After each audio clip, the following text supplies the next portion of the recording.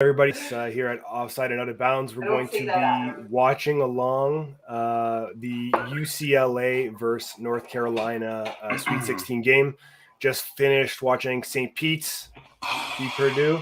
But let's get into it. I'm Adam. I'm Junior. Let's go.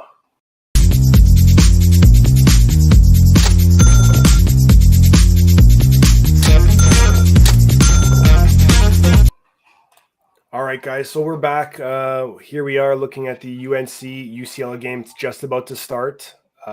Junior, what are your expectations for this great matchup?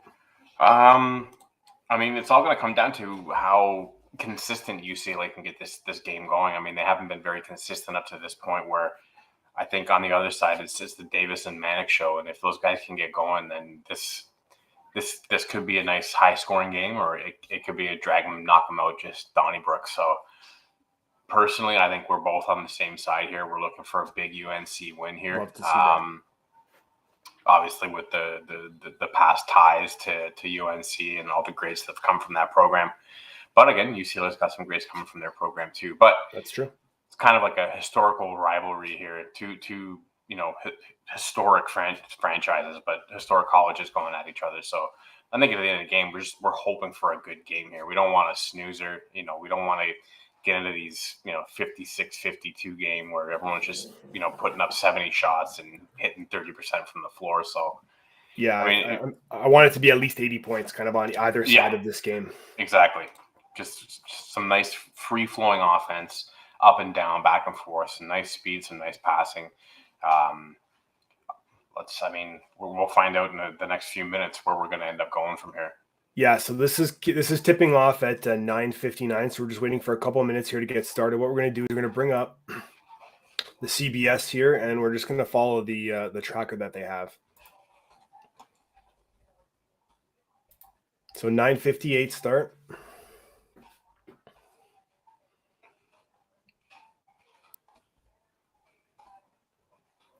Okay, so Junior, you want to talk about any of these stats at all just before this game kind of kicks off?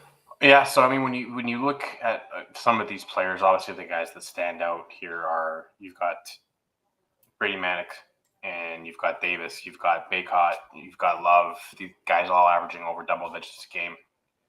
Then on the other side, you got Juzang, Jaquez, Bernard, and Campbell, all they're four of the five starters averaging over double digits. So I'm looking for Baycott to get in the middle, establish himself, and kind of lock down the key. Get in the paint early, score some easy, quick baskets, get a couple of stops, build a nice quick lead, and then just let Manic go. The guy floats. And the last game before he had that flagrant too. I mean, he went into the locker room before half with 25 in the bag. So if that guy gets going, it's going to be a long night for UCLA. I think for me, I'm obviously wanting to see the UNC win, but the one thing that I don't know what's going to happen is what we get out of Johnny Juzang.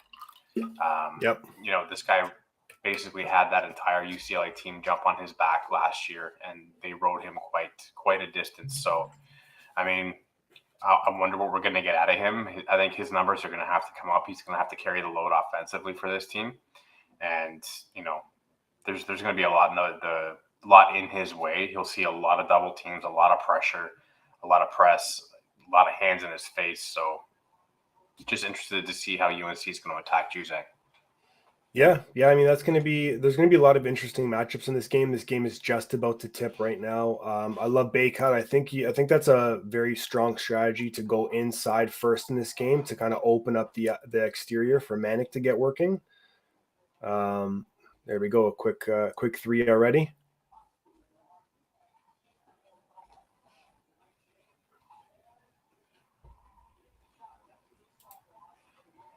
I think that was a good shot to take there in that spot.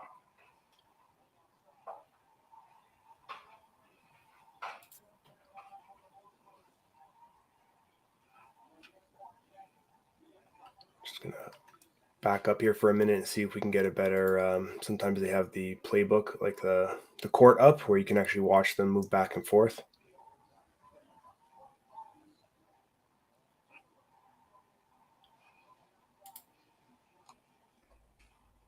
And there's Drew Zhang chipping in real quick already. Yep.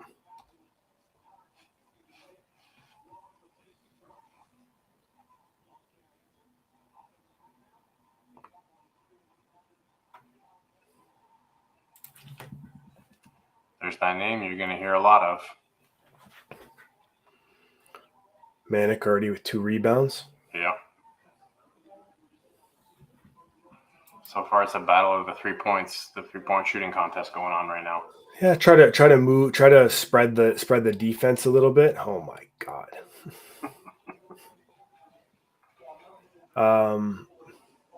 Yes, this is going to be a really, really strong game of basketball here by 2 young, very strong teams.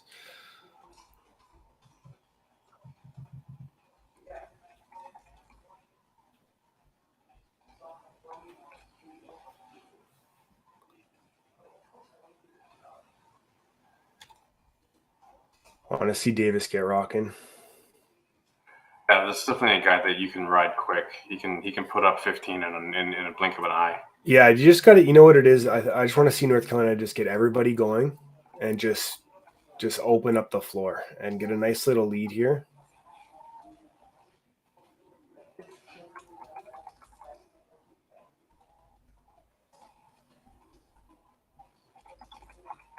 Oh my, so active on the glass.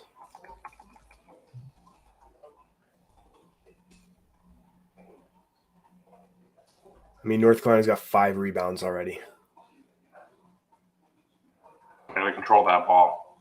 That's one area that they're gonna have to really control. Limit those second chance points from UCLA.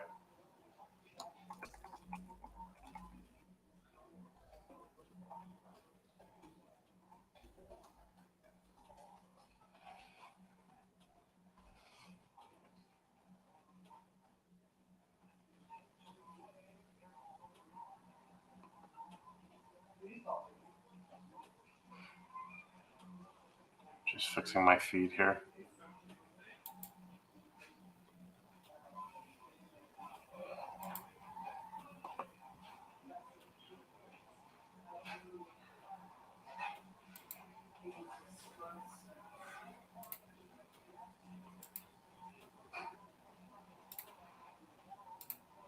There's Baycott with his 4th already. I mean, they're very active right now on the glass. Oh my God. Everything's just clicking right now for UNC.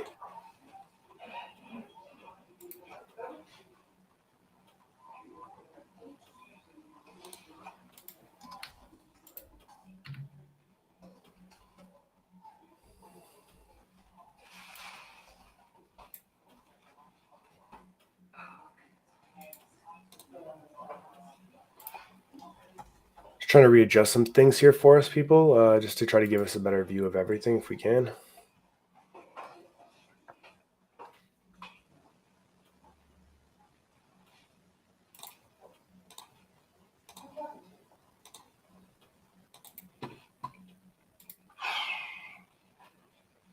Cutting it close. Got 2-point difference now. UCLA.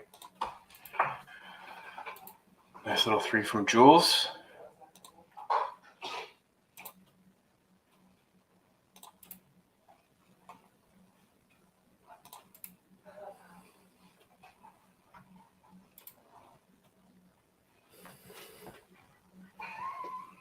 All tied up here.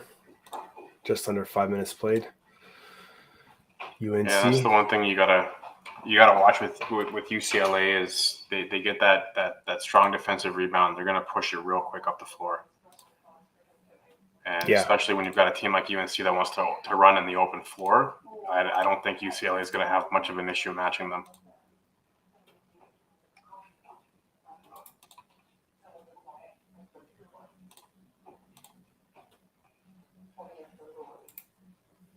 All right, here we go. Should get this fixed up here. Just going to come back. I'm just going to switch up the screens here for us. There we go. This will give us the play-by-play.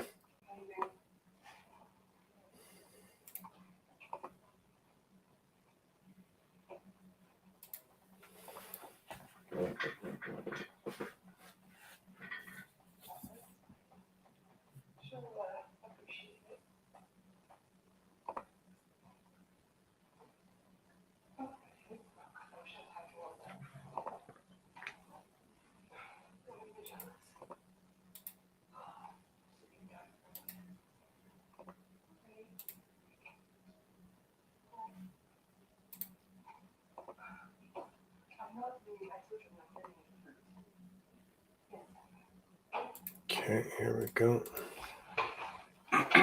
All right. Finally, I think we're optimized here.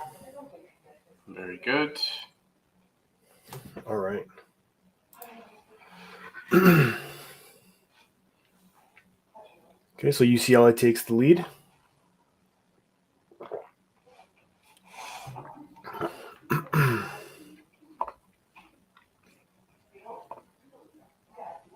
It's early, but UCLA shooting 50%. That's a good sign for them. Shooting 50 from both three and from the floor. Yeah, exactly.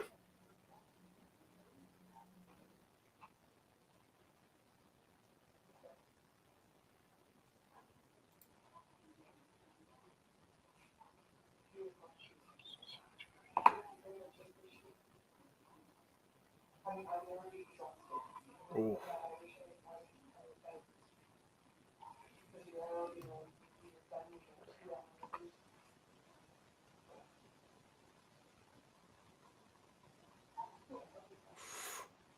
Nice.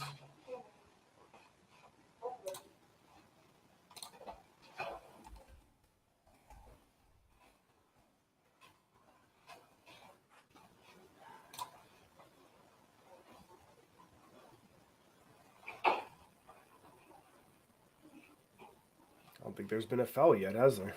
They're just letting them play right now. That's what we're hoping for here. You guys, obviously still early. It's going to be a battle of the runs here. UCLA going up by 4 right now. When you look at the rebound battle right now, you got UNC with 3 offensive rebounds already, but UCLA quietly winning the defensive rebound battle right now, 6-5. But UNC also sharing the ball quite a bit, 5 assists to 2 for UCLA. Mm-hmm. And yet not a single foul.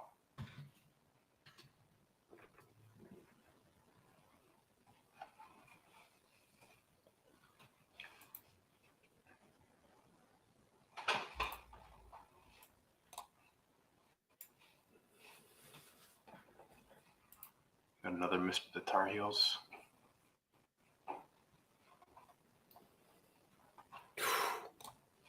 Goodness.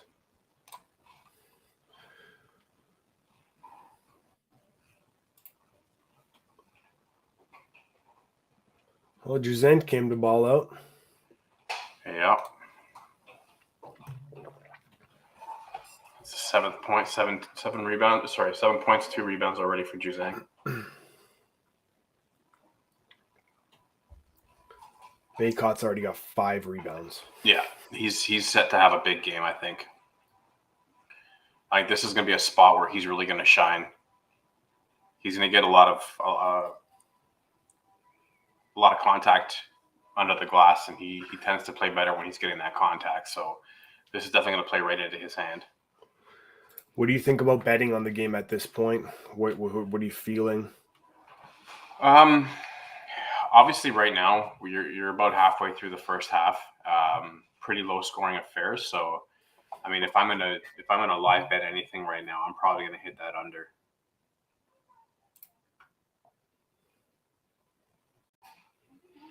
Considering there hasn't been a lot of fouls, the current temperature of this game, that would probably make sense. What's the over-under going at right now? I'm going to pull it up.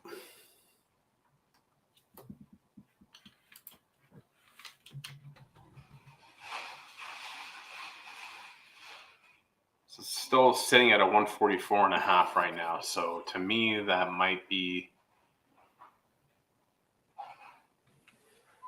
I mean, you got to remember at the same time, if it starts getting a little bit chippier as they continue to battle back and forth, and they're going to keep it close. I don't think there's going to be I don't think UCLA has a run right now this early where they're going to go up 6 or 7. Where North Carolina is going to come back a little more, in terms of trying to draw contact, get the foul numbers going up. So I mean, it could be a free flowing game. We also have Iowa State, Miami able to tip off as well. Mm-hmm. But for me, still 144.5. It might be a bit too high. So, I mean, I'd be more inclined to hit the under on that. Okay. But if you want to make it interesting, you hit the under, and then you hit the Iowa State game. Iowa State money line, so it's still only a plus 358. But put $100 on that, you're pulling back 458, so it's not that bad. Yeah, so that game goes live at 10:15. That's Miami, Iowa State. But we can definitely say right now, two pretty good games in the books with Kansas just squeaking one out by 5 over Providence.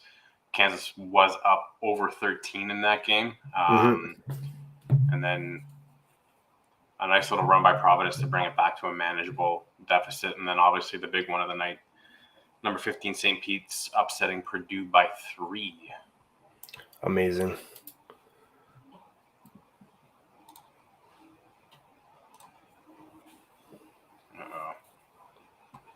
Because turning that ball over. Yeah, we don't want to see him start that up.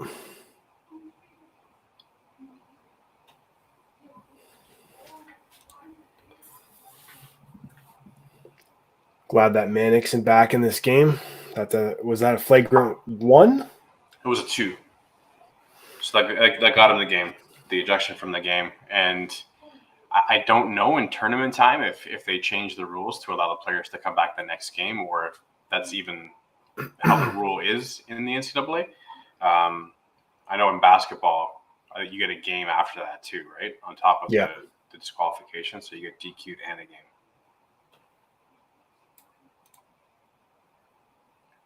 All right. Clark turnover now.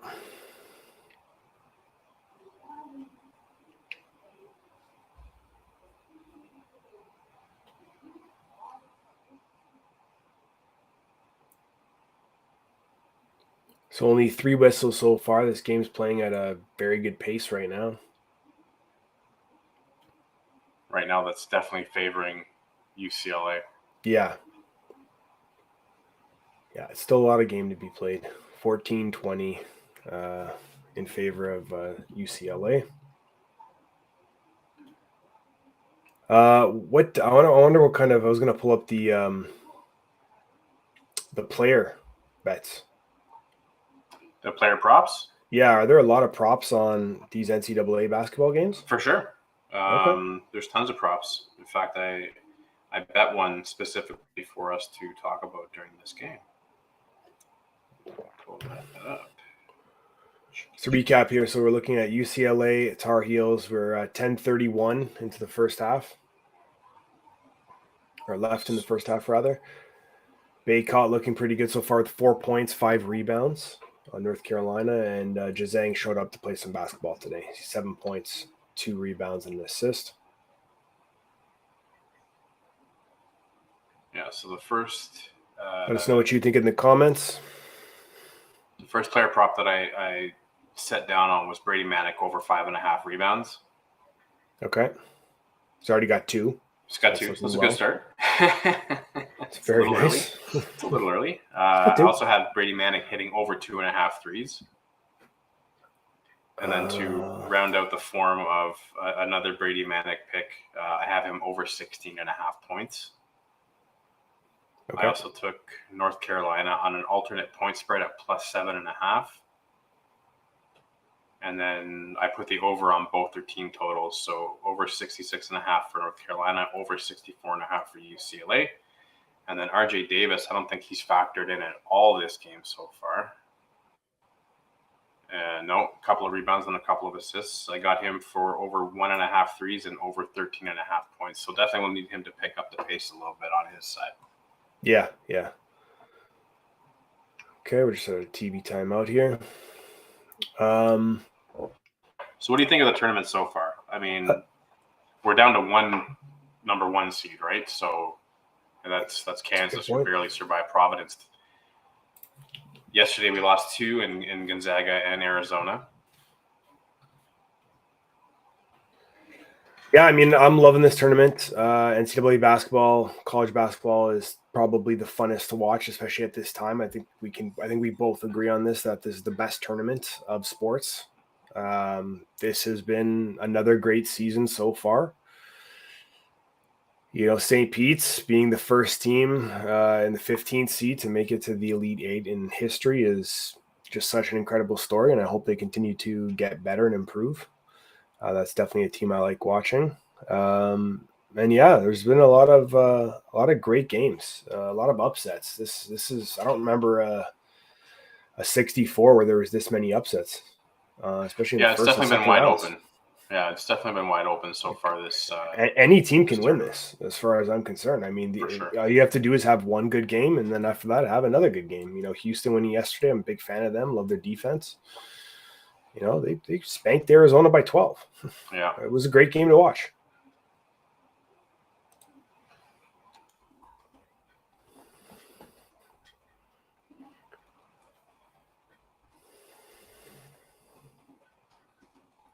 So what are your thoughts on Carolina so far?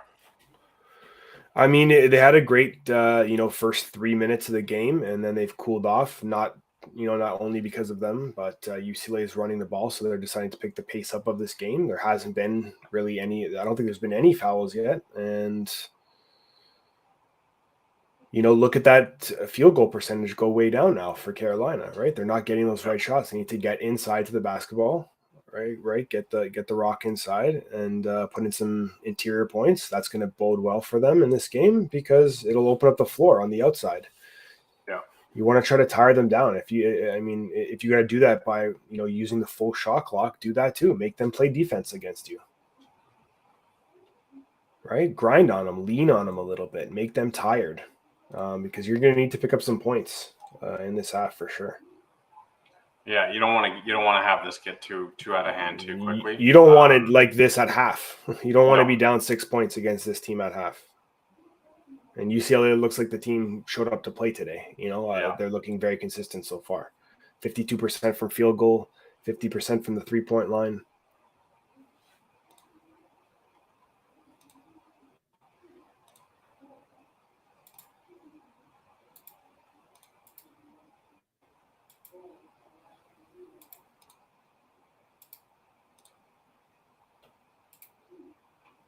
Sorry. Pop that down for a second. Got a few too many tabs open here.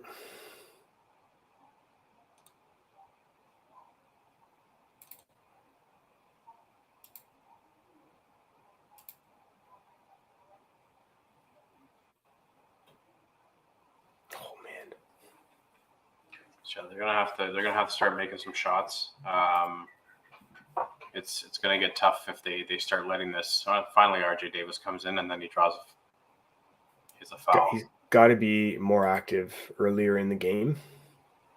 He needs to get going immediately. Yep.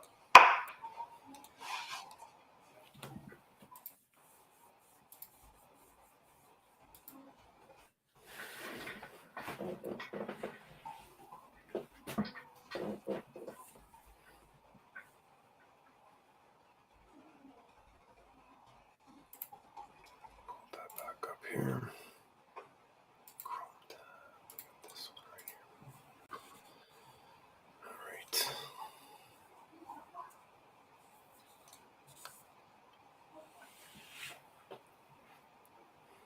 So we're now sitting with all 5 starters for North Carolina. All have points. And Riley's the only one on UCLA that has yet to contribute, but he does have 3 rebounds. Yeah, you got Bernard with 7 points, 2 rebounds. Jazang with 7 and 2. And you figure with the 4 offensive rebounds right now for UNC that they might have turned those into some more opportunities, better chances, but trailing by 6 with just under 8 minutes left in the first half. Yeah. Definitely got to get everybody moving at a better pace on UNC. Looking a little disorganized in the last 7-8 minutes. Yeah, would you call timeout right here? Calm the emotions down. I mean, there's still 8 minutes left in the first half. You still have the ability to kind of salvage. Absolutely. I mean, obviously, Absolutely. It's not falling apart, but just the ability to kind of salvage, get these guys rewrited. I mean, Manic started off really well. Same with Baycott, and they just went absolutely cold from the field. Yeah, I'd love to see timeout, a little regroup here. Yeah. Come out with a game plan for the next 3-4 minutes. Try to get back to even pace with UCLA. Being All you need is a couple of good stops, right? Yeah. And some transition offense.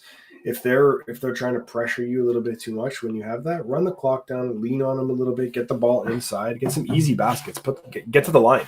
Yeah, well, they did, except they're 0 for 2 from the line right now. Also shooting under 30% from three. Looks like they've been relying on that ball a bit too much, and then 36% from the floor is not good. That's not going to get it done.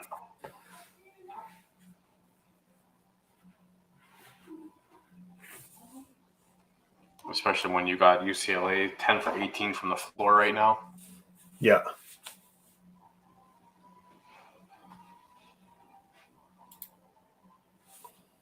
So far, it's still been a pretty clean game. Only 6 turnovers between the two teams and only 3 fouls. Yeah, it's looked good from that standpoint for sure. And we got Iowa State, Miami underway. Yes. We'll bring you some quick updates from there as they start happening.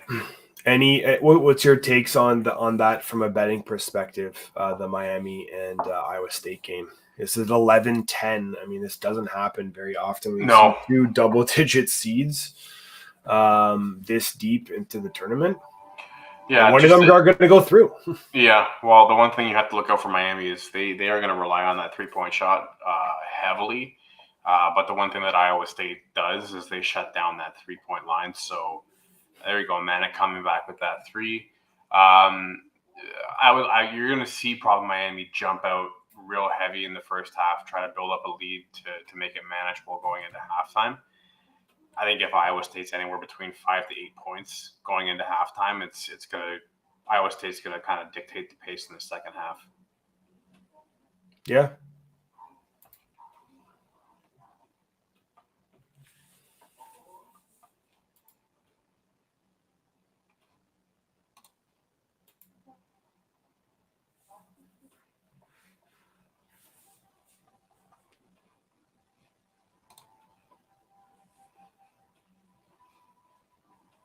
Just looking a little unorganized. They just got to find their spots and move the ball.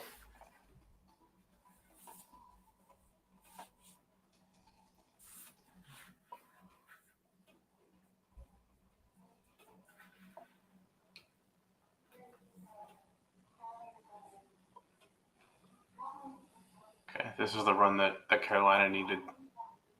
Just got to keep it going right now. Couple of stops and just drive the lane. Yeah. Find that open shot if you got it.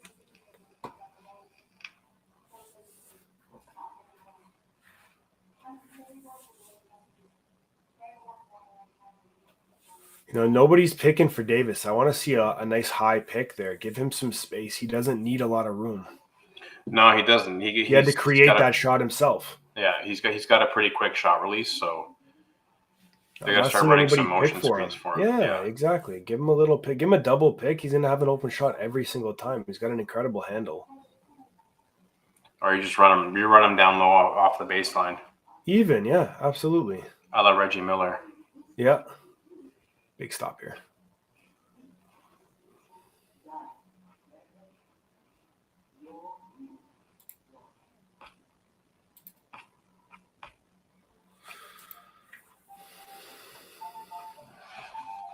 You like the play-by-play here? What view do you like here, Junior?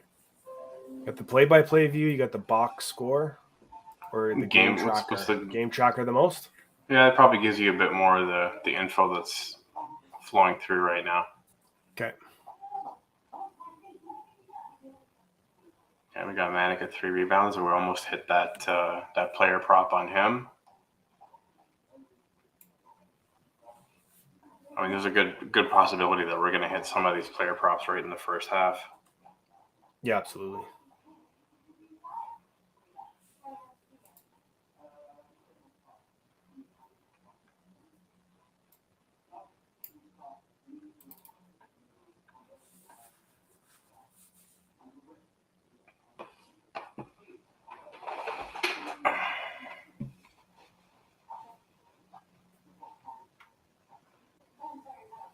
UCLA starting to cool off from 3.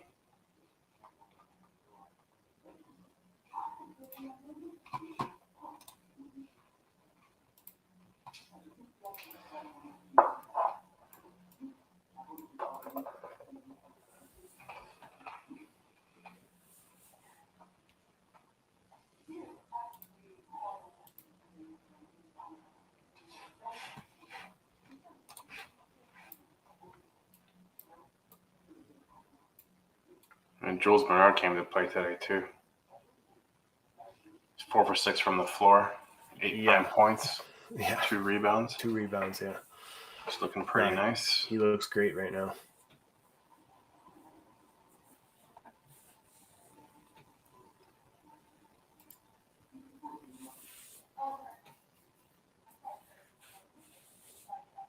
National Peacock Day. That was the other thing, Junior. National Peacock Day is today. This is I don't know if this is a national holiday or whatever it is, but National Peacock Day, and the Peacocks won. St. Peter's. In fact, the minute that I saw that was actually a thing. Man, the lines must have changed, man. Well, that's when I got them. I bet them at a plus 650.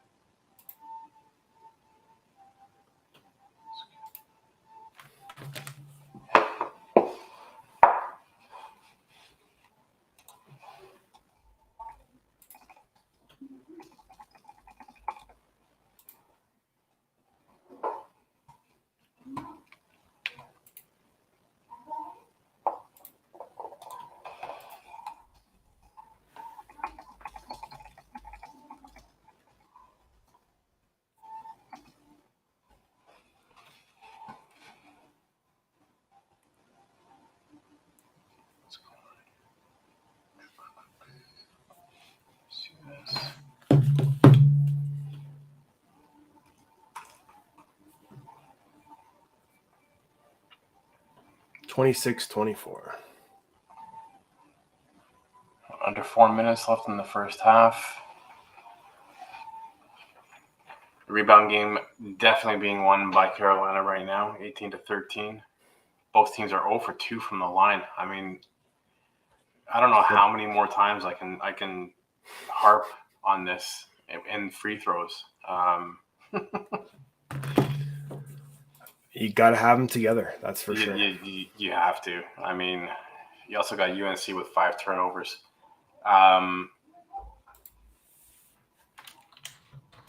It's just it's a fundamental aspect of the game, and I don't think I have seen a tournament with this many missed free throws, and not like in the beginning of the game. I mean, like in important stretches of the game where you need to be hitting those free throws. Yeah, I agree. I mean, it's very important to be free throw efficient at this stage in this tournament. Really, the whole tournament long. You need to be shooting above 70% at very minimum. Yep. And rebound the ball and get to the line and hit your free throws. And those are the elements that win ball games. Mm-hmm. Well, I mean, when you look at Providence, they were 11 for 16. I mean, that's not what would have closed the gap for them, but I mean, you get to the line more and you're hitting at a good clip, 70% above. You're going to get 10 to 14 free shots at the basket every night. Yeah, exactly. But Providence lost because they were relying on the 3 and they weren't hitting them. 4 for 23, which is not, that's something when the coach sits everyone down with a quick timeout and says, stop shooting it. Yeah, exactly. Yeah, I mean, they both shot 54 shots, which is pretty crazy. And Purdue actually converted 2 more of those. Yeah. St. Pete's did it from really with 1 more 3, and they did it from the line. I mean, it was the line that made the difference for St. Pete's in this game. They shot 90.5%. Yep. Eddard, again, over 80% from free throw. Really like his game. All right, I got UCLA with a couple of free throws right now coming up. And it definitely looks like we have a good opportunity to cash that Brady Manic player prop sitting at 5 rebounds. One more rebound and that hits. Yeah.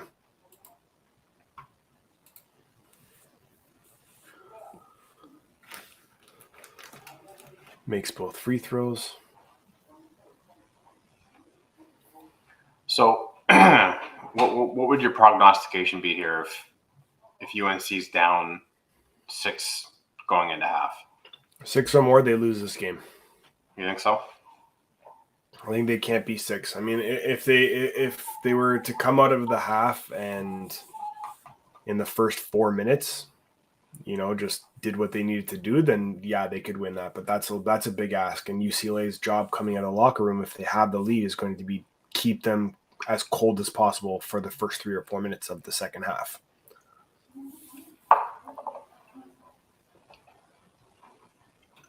You have to take their will from them in that first part of that second half, right at the very beginning. Yeah, I think for me, anything under 10 is manageable because a 7-0 run cleans that up real quick to come out the locker room. Could for sure. And Manic, you never know. Exactly. They've got some guys that can go off real quick, and you've got Davis who's been quiet so far, right? So, these guys are going to come out with the intent to do some heavy damage. So we got Davis. His player prop was over 1.5 threes. He's got 1 so far. Our Brady Manic prop at 2.5 threes. He's got 2 already. So those look good. There's pretty much the entirety of the Brady Manic player props we have are all hitting, which is nice. Got Miami up 10-8. They went up to a 7-0 run to start the game, and Iowa State looks like they've put the clamps down and slowed that game down to a halt. About 14-20 left in the first half there. Okay. So if you're the coach in the locker room at halftime and you're down 6, what are you saying to the guys? Down 6, I'm going to highlight the things that we're doing well, that we did well anyways in the first, which was, spreading the floor, getting the ball. You got to play a bit of an in and out game with these guys. North Carolina is pretty big. They can play inside, and you got shooters on the outside, and you can drive the basketball. So they just haven't been getting that ball movement. I think that's what's going to be the most important. Well, they have more assists, but it doesn't look that way. Do you think the shot selection might be an issue when you see a guy like Love who's 1 for 8 from the floor? Stop shooting. Yeah. You can't even be shooting the ball. The only people that should be shooting the basketball is Davis and Manic. Everybody else should be inside looking to rebound the basketball, cut to the lane and get something in the paint and just rebound that basketball. Yeah, well, it's in and out. Yeah, it's more than obvious that this outside mid-range game is not working. So if I'm in there with the halftime, I'm telling them the game plan right now is to get Baycott down low and just feed the big man. Let him go to work. Let them draw some fouls, get their forwards into some foul trouble so that they got to start getting into their bench, which is just going to allow him to roam free even more. I don't know why they're not doing that right now. And that's the 7th rebound for Baycott, so definitely within a double-double range for him. Mm-hmm. But, I mean, you're 12 for 31 from the floor so far. You got a guard who's missed 7 shots and still playing significant minutes. So that's a concern for me. He's 1 for 4 from 3, but he's 0 for 4 from the floor. So yeah, that's a big issue for me. Productivity is not there, so they might have to look at going to Harris in the second half, or at least getting Harris some playing time to. Just checking in on that Iowa State game, and Miami's up, or they're tied up now, 10 apiece at just under 14 minutes left to play.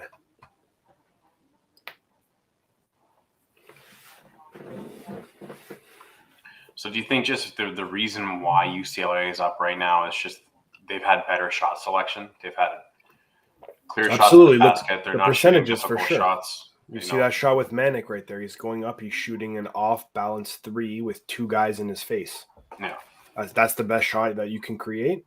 I don't believe it.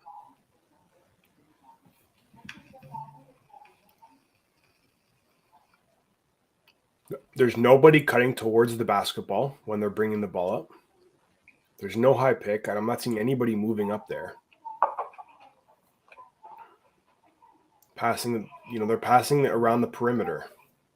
They're settling for a shot that may or may not fall. I mean, UCLA is not shooting much better from three, but they've only taken 6 of them. Well, that's the problem is they've got a better shot selection right now. But, I mean, you have to also look at the fact that NCAA offenses are very predictable, and they're not running a lot of motion, because what I'm doing right now is I'm looking at a guy who is shooting well from three in RJ Davis, and I'm going to run him a double screen along the baseline. I'm going to get him open for that corner three. You gotta get Manic some help, whether you're going to run him through a double pick, double high screen. You got to get Baycott to start coming up, a la, Marc Gasol, and start running some screens, get Love some better shot selection going. There's a lot of things they need to be doing, and they're just not doing it well right now. But, I mean, you're at halftime, you're down 3. We talked 6 and under is a good place to be right now. But it's also been a long tournament. I think North Carolina's probably had some better quality opponents, some tougher games than UCLA has. So look, UCLA shot 33 shots in this basketball game compared to 48 from North Carolina. And that's exactly what it is. You hit the nail on the head when you said the shot selection. It's not been good for North Carolina. They're taking contested shots, fading away on the 3-point line. That's not the shot that you want from Manic. He's a much better shooter. Not setting picks in this game. I mean, they're lucky they're only down by 3 points. Yeah, I mean, I'd almost have the mindset to even get Manic in the post.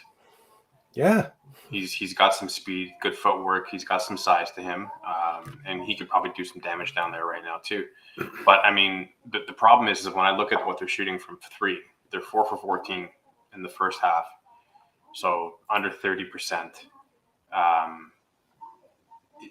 I don't think they're taking their time enough to create the shots that they need to get those good shots. I mean, you don't want to be shooting contested. You don't want to be, and when you're shooting that many threes too and missing at that clip, it's almost like you have this mindset that you're playing from behind by a bunch, and that's not a good mindset to be in the first half of a game when you think you need to be putting these threes up just to kind of catch up, which they're scoring from the floor is what's keeping them in the game right now. So I think they got to get back to that. They got to,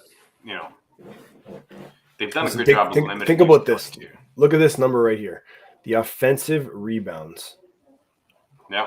North Carolina has 8 offensive rebounds, and they're down 3 to 1 of UCLA's. Mm-hmm. The opportunities are there, but they're wasting them.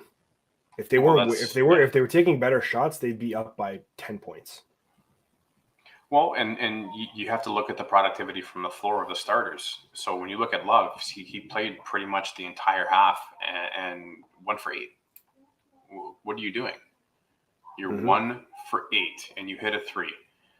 Okay, a couple of rebounds, 3 assists, not bad that side. But why are you putting up bad shots? And if you're not hitting those shots as a point guard, you have to have the mentality that they ain't going down for me right now. If I'm Caleb Love, the way I'm thinking about it is they're not going down for me right now. So I got to start distributing this ball to the guys who are going to have a better chance to keep us in this game and get us ahead. So you're looking at Manic, you're looking at Baycott, and I think coach has got to sit back and say, you know what, we got to start freeing up Davis. We have to do whatever we have to do to. I mean, when you look back at Reggie Miller, how many times did he run back and forth on that baseline? How many screens did they set him through? How many picks did they send for him? You take Steph Curry, it's the same thing right now, right? It is. Steph Curry's got to run through everything. Yeah, but he's going to get 4 different guys setting screens for him to get him open, and but that's he's in a motion offense, so it's a bit easier to do that, right? So still, I think there has to be some massive adjustments from UNC here going into the second half, and I think it's going to start with slowing this game down. because, UCLA, when you look at their point per game production, they can be in the 70s, low 80s. UNC's right there too, but I don't think they want to get into a run and gun style right now when you've got a team that's shooting almost 50% from the floor. So they got to be careful about that. So what are your thoughts of the first half, performance-wise, both teams? UCLA looked really good at multiple points throughout this game, specifically between 5 and 15 minutes. I thought they looked the best. That's when they were playing like the UCLA that made it to the Final Four last year. UNC looked really good for the first 3 minutes of this game. I think you were right when we said about 5 minutes into this game, or maybe it was 10 minutes into the game. I think it was bet the under. Yeah. Right? And look where we are. Yeah, the reality is they're not going to score 40 points in the second half, I don't think. And this game will hit that under. I think you said it was 144. 144.5 was the over-under on that. Yeah, so I put a little sprinkle on that. Do you think we saw what we needed to out of Juzang?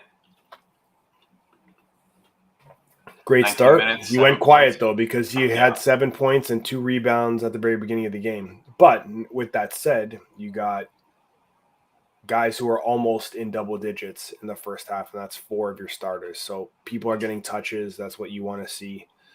Right? The more people that touch the ball and the more people that are in double digits, it's going to convert into a win usually. If you get 6 players, I mean, in the NBA, if you get 6 players in double digits, that's a W, 85% of the time. Yeah, so I think we were 4 or 5 guys here in doubles, you're going to be looking really good. I think we were at the 11-minute mark when I think UCLA was still sitting at 1 or 2 assists. So it just didn't. I mean, it didn't look like it, and obviously the stat sheet showed us that they just weren't moving the ball as efficiently as they should be. Mm-hmm. There was a lot of guys trying to go one-on-one. But it's not decisive in terms of the rebound battle, but I mean, when you're 8-1 on the offensive board and you're down 3, there's something going on there. Yeah, the maybe I can share that screen. Baycott, obviously, he's 3 for 7 right now. He had 5 rebounds in the first 2 minutes of this basketball game. Yeah, let's not lie to ourselves. The guy's a rebound machine. 6 points, 7 rebounds, which is ridiculous. But my concern is that Baycott should not be outside the paint with the ball. So there's no reason for him to be 3 for 7 from the floor right now. He was taking a couple of shots. Again, they're not working that inside, that down low.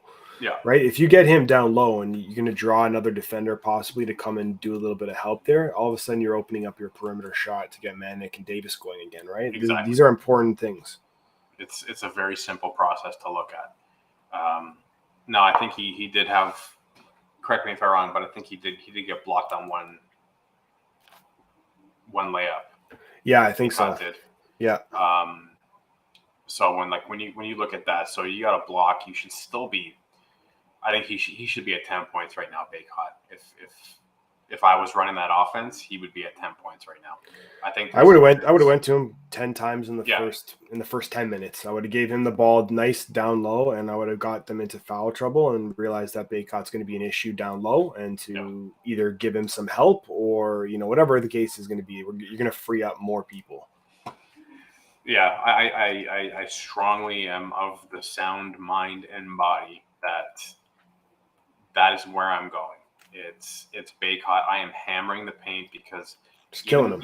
Even if you get the ball in and he can see, Love in a good spot or Manick or Davis, like that defense is going to collapse on him. He'll get doubled because I think UCLA is going to have a tough time containing him. So he's going to open up the floor big time. And I think with a guy like Davis, you get it, 1-3 goes down, he sees that go down, he's going to open up and he's going to start, ripping them off too. So I think there's some work for UCLA here, and I think, for UNC, and it's going to have to change for them. And when you look at Miles Johnson, who's the center for UCLA, no points, 1 rebound, no assists, 1 foul, 7 minutes. Should have 3 or 4 offensive rebounds by now, I would hope. At least 1 or 2 more rebounds. Yeah. And then So you look at the sheer advantage that Baycott should have down low, and the fact that they're not utilizing that is a massive concern to me. And if I'm in halftime right now, I'm telling that team that we need to be hammering the ball down low, get it to Baycott, let him get some work in, and draw some fouls, get them to start getting into their bench, deeper into their bench. I mean, how many guys did they turn over there? Like four guys came off the bench. I think the most minutes was played by Riley at 13. I just switched over here to the Miami Hurricanes game for us. Mm-hmm. 16-14, 9:35 left in the first half. Yeah, that's a pace that's going to favor Iowa State. Definitely.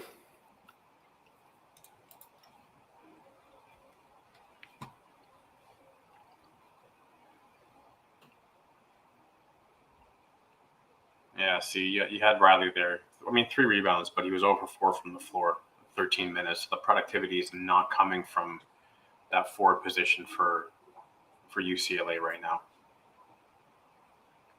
But you got Jaquez, Juzang, Campbell, and Bernard are kind of carrying the load, so they don't really need the production from the center position. But that's even more reason to attack that. So I would literally get Manick and Baycott with their back to the basket, feed them the ball down low, drop step, baby hook, half hook, sky hook, and just play some old school 80s basketball. That's going to be very effective for them if they can come out in the second half again. I think if they come out in the second half and they give them the same 3 minutes they did at the start of this game can turn around. But they're going to have to just lock in, not get too tired. We'll start running with UCLA. I don't think that's going to be a good option for them. No. North Carolina's pace a little bit slower.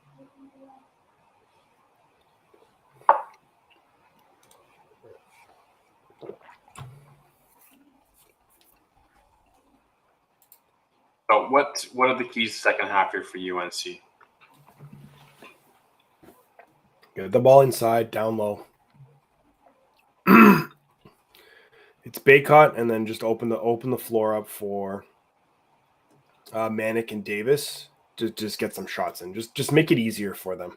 They're just going to have to use the play clock, and they're going to have to move around. They can't be lazy just standing around, inside of the 3-point line and on the 3-point line, and not moving bodies around and anything in motion. Mm-hmm. You know me, I don't like to see players standing around. No. Not a big ISO, especially in college. I'm not a big ISO player. I mean, maybe down the stretch when you need that point and you just want to give some space to that player to let him work. But at this point in the game, first 10 minutes are going to be the absolute most important part of this game for UNC, and they're going to have to they can just come out with maybe, even if they just break even and they just knock out that 3, maybe go up 3 or 4 points, that would be really nice for the second half of that. But UCLA is going to come out. All UCLA is going to have to do in the second half right now is for the first 5 minutes, just stop UNC from scoring. Yeah, because I mean, like we've been talking, and I think the key in the second half is going to be Baycott. I don't think Miles Johnson has the size and the speed to stick with Baycott, and I don't think UCLA is going to be happy with the production they're going to get from Miles Johnson. As you can see, 7 minutes, he hasn't done much. The other guy they had on Baycott was Cody Riley, who he's 6'9", 250, so he's still a big body, but I don't think that, again, the speed is going to match up with Baycott. So I would just get these two guys into some foul trouble and just keep running Baycott, and then you get Manick coming in slashing. I think UNC definitely has the ability to go on a quick run and come out on top in this game, but they don't want to run. If they start running, they're going to get into some trouble. Just going to pop over here to the Miami game for us.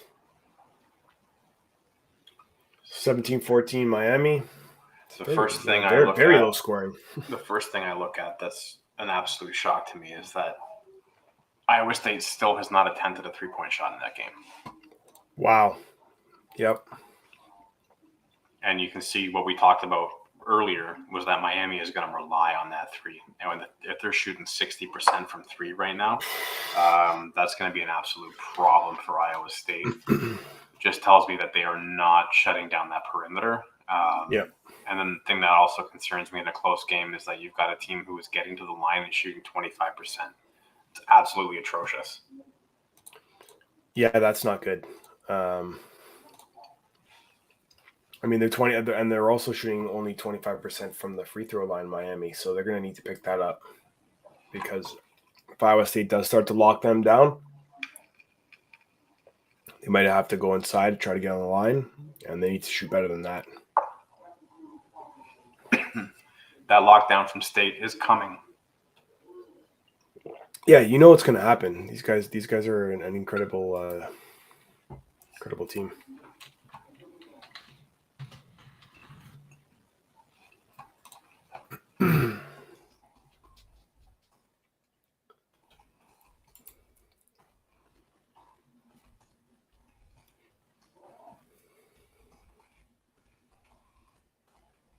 Winner of this game goes on to play Kansas, right? I do believe so, yes. Yeah. So yeah, 5th in defense efficiency on the Ken Palm. They only had 2 wins last year, and they have 22 wins so far this year. So what an incredible turnaround for a program like that. Coming here at 11th seeded as well. Mm-hmm. When they played Wisconsin last, they had the ball turned over 17 times, against Wisconsin's turned the ball over 17 times, which was a season high for them. And then also held them to the lowest field goal percentage in Wisconsin's season as well. So, I mean, if we want to talk about Saturday's matchups, Houston, Villanova, Duke, Arkansas.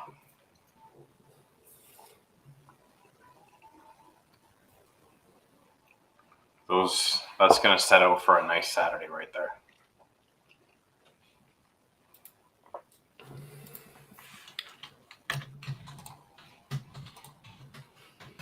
So let's pull up the Elite Eight schedule here.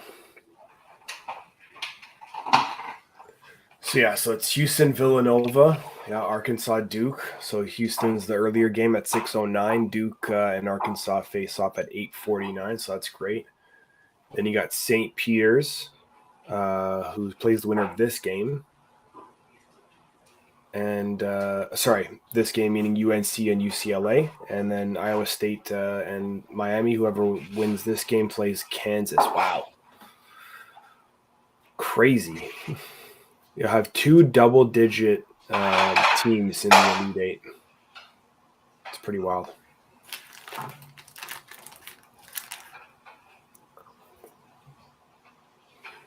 All right, let's see if this other game's back here.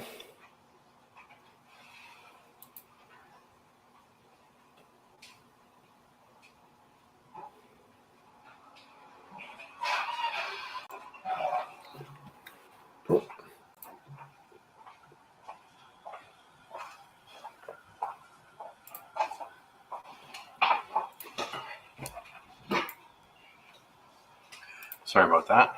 No worries. Refreshment break. Yeah, exactly.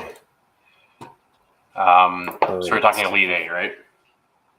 It's talking Elite Eight. You got Houston, Villanova facing off tomorrow at 6. Arkansas, Duke at 8:50. And then St. Pete's plays the winner of the UNC UCLA game, which is cool. And the winner of Iowa State and Michigan State playing Kansas. Sorry, Michigan, not Michigan. Iowa Florida. and Miami. Yeah, Miami, sorry. Yeah, that's crazy. I was thinking too, like 2 double-digit seeds in the Elite Eight. Yeah, it's a guarantee to happen because you got Iowa State and Miami at both double digits. That's what I mean. That's crazy. I don't remember another time where that happened.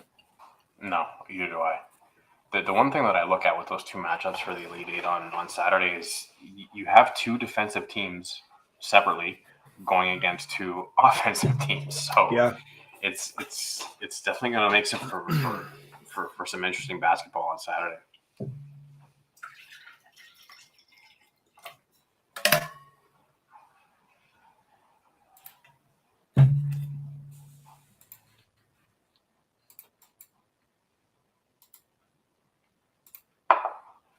So if we look at the bracket right now, okay, we've got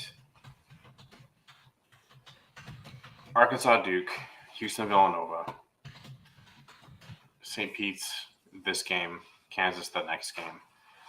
Who's your favorite right now to take it all? Oh, I kind of want to know the outcome of this game. Not that would be my favorite. I don't know. The Duke story, just that storyline sounds really great. I would like to definitely see Coach K end on a win. So that'd be like kind of my hope if I'm just looking at these teams. Gut instinct, I think Houston is really good. I really liked watching that team. I think Houston's gonna have a tough time with Villanova. I think Definitely. I think Duke might have some fits and troubles with Arkansas too. If I'm looking at the favorite right now, I think it's. I mean, Kansas. It's not to go chalk, but Kansas just looks so. I just don't want to. I'll never pick them because I don't like them. Never really cared for that team. I can appreciate them and all that they've done. Not a team that I enjoy, like, love watching. I'll tell you how much I hate that team. All years, Greg Ostertag, I absolutely hated Kansas. Absolutely, just don't like them. Kansas. No, but I mean, they're primed right now. They're really strong. You know, they're going to end up. If let's say Iowa State or Miami wins, whoever wins, I think they take that game, and then they end up playing the winner of the St. Pete's and then the winner of this game. So they're in a good position. I think the other two games with Arkansas Duke and Houston and Villanova, those are going to be two tough, dragged out games. So you know, it's definitely something there. So Kansas spanked Texas Southern. They only beat Creighton by 7 points. And then they beat Providence by 5 points. I don't know. Maybe. Point production is going down. 83, 79, 66. I mean, they come out, they're looking to have like a 59 game tomorrow. I don't know. It's hard to say. I don't know. I just hate Kansas. I'm not a fan. I mean, I want St. Peter's to win it. That would be the most fun. St. Pete's? Yeah, I mean, that would obviously make for a huge story. I think they've already written a pretty crazy story right now. I mean, when you think who they've left in the dust, Purdue, Murray State, Kentucky. That's a pretty tight list there. I mean, even Carolina, though, they beat Marquette and Baylor. It's pretty good. Okay, look, we're going to go and watch the rest of the second half ourselves. So thank you. We want to thank you guys for joining us for the first half of the UCLA. Currently 31-28 in favor of UCLA. That's the first half of the Sweet 16, day 2. Check us out. We're going to be doing some other live videos, giving you our recaps and previews as we typically do. We ask you to subscribe to the channel. If you enjoyed the content, throw us a like and comment below what you think. Who's going to win the NCAA men's basketball tournament after tonight's games? Put that in there and we'll talk about them on the next show. So let's wrap it up. I'm Adam. I'm Junior. And we're going to see you.